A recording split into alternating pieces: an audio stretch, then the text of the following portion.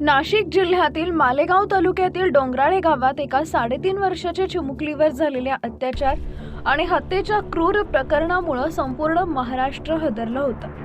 16 November रोजी घडलेल्या या घटनेतील नराधम आरोपी विजय खैरनार याला तिसऱ्यांदा न्यायालयात हजर करण्यात आले.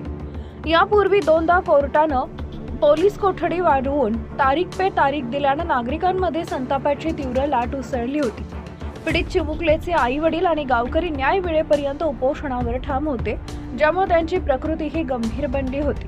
या वाढत्या जनक्षोभाकडे लक्ष देत राज्य सरकारनं अखेर ऐतिहासिक आणि कठोर निर्णय घेतला आहे. या प्रकरणात जलद गती न्यायालयात सुनावणी चालवण्यासाठी आणि दोषीला कठोरोत्तम शिक्षा मिळवून देण्यासाठी प्रसिद्ध विशेष सरकारी वकील ॲडव्होकेट उज्ज्वल निकम यांची नियुक्ती करण्यात आली आहे. ॲडव्होकेट निकम यांच्या नावामुळे अनेक नराधमांच्या पायाखालची जमीन सरकली आहे आणि त्यांच्या नियुक्तीनं सरकारची राजकीय इच्छाशक्ती स्पष्टपणे दर्शवली आहे. निकम साहेब हे जलद सुनावणी आणि फाशीची शिक्षा मिळवून देण्यात माहीर आहेत. या निर्णयामुळे न्याय मिळण्याची प्रक्रिया केवळ वेगवानच होणार नाही, तर ती इतकी निश्चित असेल की भविष्यात कुणीही असं कृत्य करण्याचं धाडस करणार नाही.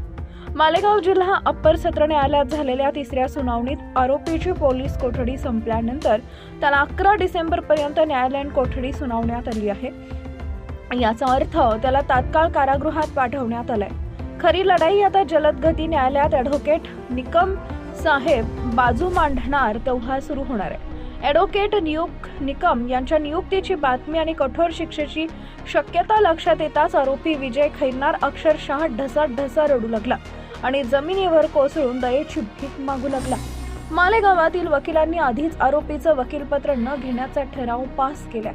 निकम साहेब यांच्या नेतृत्वाखालील टीममुळे आता पुराव्यांची मांडणी अशी केली जाईल की आरोपीला बचावाची संधी मिळणार नाही.